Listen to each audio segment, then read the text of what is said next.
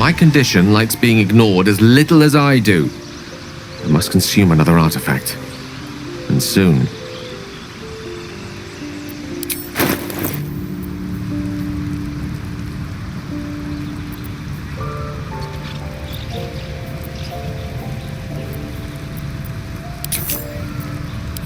Thank you.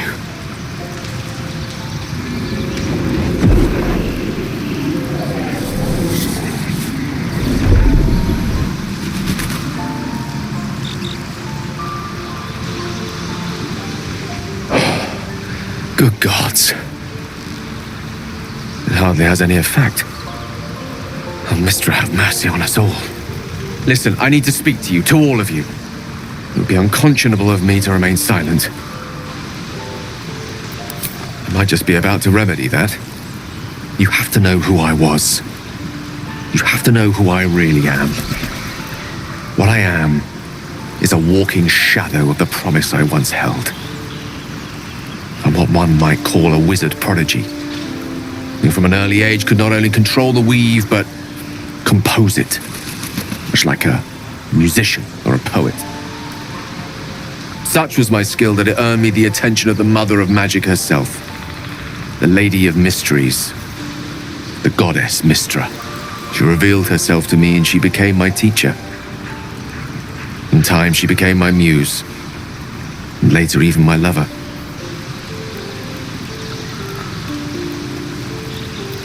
Oh yes, we enjoyed each other's company, body, mind, and soul.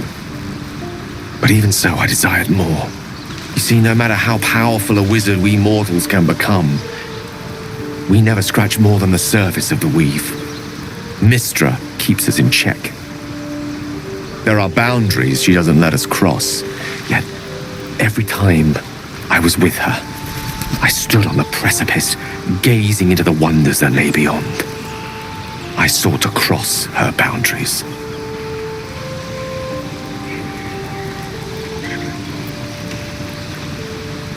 I tried to convince her. I pouted, I pleaded, swore my ambition was only to serve her better. She only smiled and told me to be contented. Inconceivable as it seems to me now, I shared a bed with a goddess, yet I wasn't satisfied. So I sought to prove myself worthy to her instead.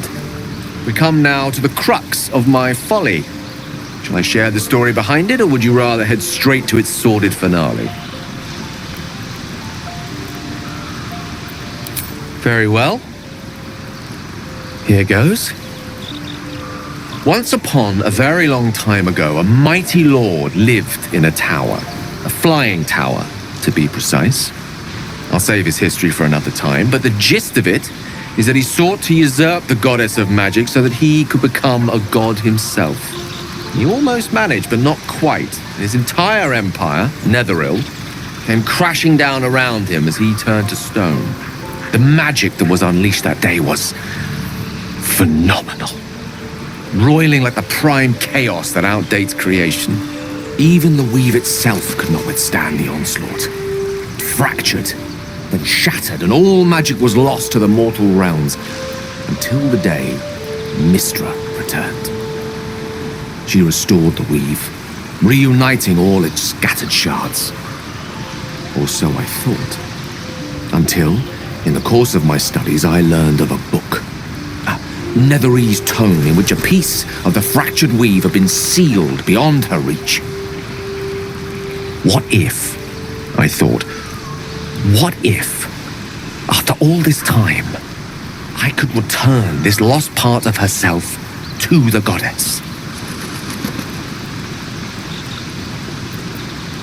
You know me. My gestures can never be grand enough. I was certain that this deed of raw power, draped in romance, would convince Mystra to take me by the hand and welcome me into her hitherto forbidden domains.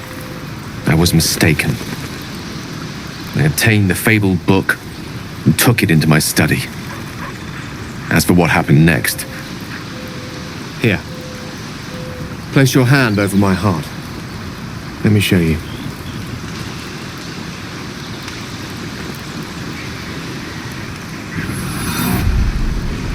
You feel the tadpole quiver as you realize Gale is letting you in, into the dark. You see through Gale's eyes, staring down the corridors of a dread memory. A book, bound, and suddenly opened. Inside there are no pages, only a swirling mass of blackest weave that pounces.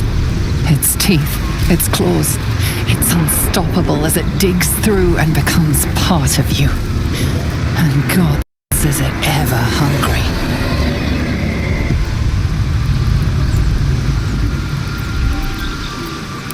Thankfully, the moment I absorbed the fragment wasn't enough to kill me outright.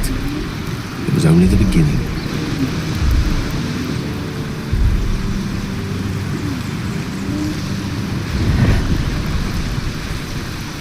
This Netherese blight, this orb, for lack of a better word, is balled up inside my chest. And it needs to be fed. As long as I absorb traces of the weave from potent enough sources, it remains quiet. Were it ever to fully destabilize, however.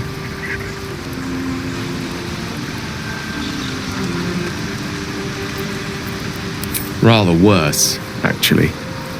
I will erupt. I don't know the exact magnitude of the eruption, but given my studies of Netherese magic, I'd say even a fragment as small as the one I carry, it'd level a city the size of Waterdeep.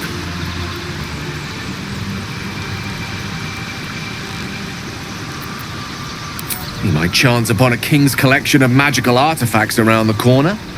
We might cross paths with a miracle round the bend. Then again, we might not. All of this, it must feel like a betrayal. Say the word, and we'll part ways.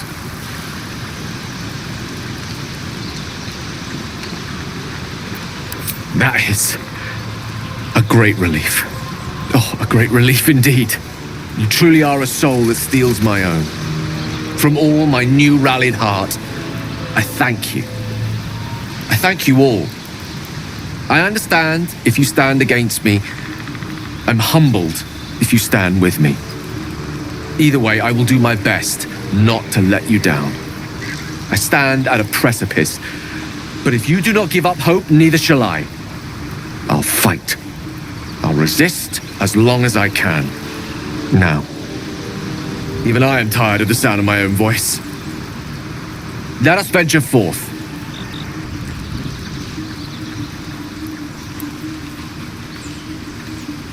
Well met.